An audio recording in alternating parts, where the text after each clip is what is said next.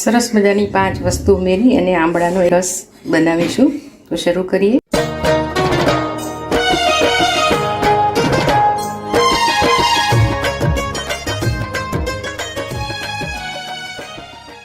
નમસ્તે મિત્રો, હું છું માયા દીપક 22 યુટ્યુબ ચેનલમાં આપ સૌનું સ્વાગત છે. ખૂબ સરસ રીતે મારી સાથે જોડાઈ રહ્યા છો. મિત્રો, હજુ સુધી મારી ચેનલ તમે સબસ્ક્રાઈબ ના કરી હોય તો માયા દીપક 22 યુટ્યુબમાં જઈને સબસ્ક્રાઈબ કરો, લાઈક કરો, શેર કરો, કોમેન્ટ કરો. બાજુમાં રહેલા બેલ આઇકોન પર ક્લિક કરશો તો ઓલ બટન આવશે અને એ દબાવવાથી મારા સંગીતના વિડીયો તમને સૌથી પહેલાં મળશે. તમે મને ફેસબુક અને ઇન્સ્ટાગ્રામ પર પણ ફોલો કરી શકો છો.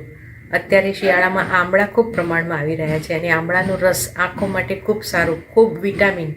તમે આંબળાના રસમાં 4 કે 5 વસ્તુ ઉમેરીને રસ તમે કઢાવીને રોજ જે પીવો તો ઘણા બધા રોગોમાંથી મુક્તિ મળી છે.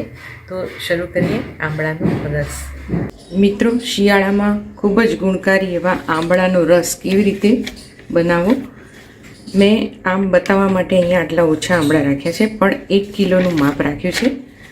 આયુર્વેદ પ્રમાણે આંબળા એક એવું ફળ છે કે જે વિટામિન સી આપે છે અને સૌથી વધુ રોગો સાથે એની લડવાની તાકાત છે. એમાં પોટેશિયમ, મેગ્નેશિયમ, ફાઇબર, આયર્ન અને રામબાણ જેવો ઇલાજ કામ કરે છે. એને ગૂસબેરી પણ કહેવામાં આવે છે. કહેવાય છે કે એક આંબળા તમે ખાઓ, એક આંબળું, તો 3 સંતરાના રસ બરાબર છે. ઝેરીલા તત્વો અને બહાર કાઢે છે ને લોહી ચોખ્ખું રહે છે. આંખો માટે ખૂબ સારા છે. તો મેં 1 કિલો આંબળા લીધા છે અને જો ખરાબ હોય ડાઘીવાળા તો આવી રીતે કાપી લીધા છે. ત્યારબાદ આ લીલી હળદર છે. લીલી હળદર મેં આ 100 ગ્રામ લીધી છે અને આ 100 ગ્રામ લીધી છે. એ માપ રાખવાનું છે. સૂકી કરતાં લીલી હળદર ખૂબ ગુણકારી છે અને સફેદ અને પીળી હળદર બંનેના ગુણ સરખા જ હોય છે. ડાયાબિટીસ, કમળો, ઉધરસ, કફ, અવાજ બેસવો વગેરેમાં અક્ષીર કામ કરે છે. હિમોગ્લોબિન ખૂબ વધારે છે, એનિમિયાથી બચાવે છે અને સ્કિનના નેચરલ ગ્લોને જાળવે છે. હળદર ઇમ્યુનિટી પણ વધારે છે અને કેન્સર સામે પણ ખૂબ સારું એવું રક્ષણ આપે છે.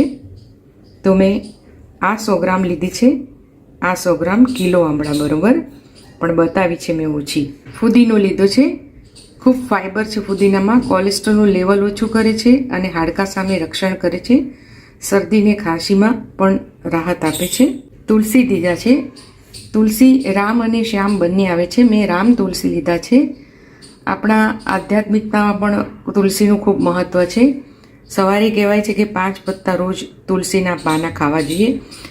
1 કિલો આંબળા સામે અડધો કપ મેં ફુદીનો લીધો છે, અડધો કપ તુલસી લીધા છે. આદુ, જેને જિંજર કહેવામાં આવે છે, આદુમાં ખૂબ ગુણો છે અને પણ એનો અતિરેક થાય ત્યારે ખૂબ મુશ્કેલી નડે છે.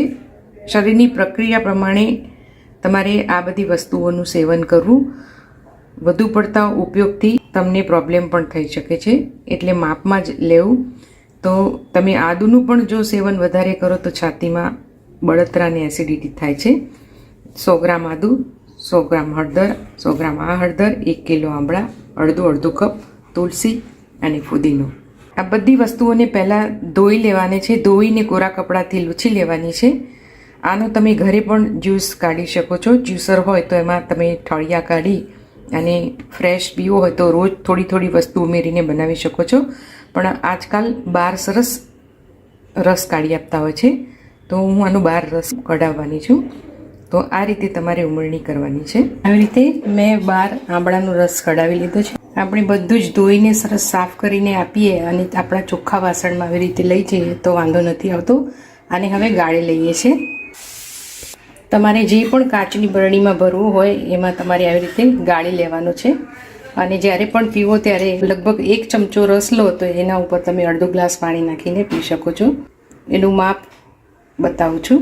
આ 1 ગ્લાસમાં 1 મોટો ચમચો મેં ઉમેર્યો છે અને બાકીનું પાણી ઉમેરવાનું છે. બાકીનું મેં પાણી ઉમેર્યું છે. અથવા તો તમે એટલો પણ પી શકો છો. એકલો ન ભાવે તો આવી રીતે પાણી ઉમેરીને પણ પી શકો છો અને 1 ચમચાનું માપ પીવાનું રાખવાનું. મિત્રો, તમે આ વિડીયો જોયો બદલ આપ સૌનો ખૂબ ખૂબ આભાર.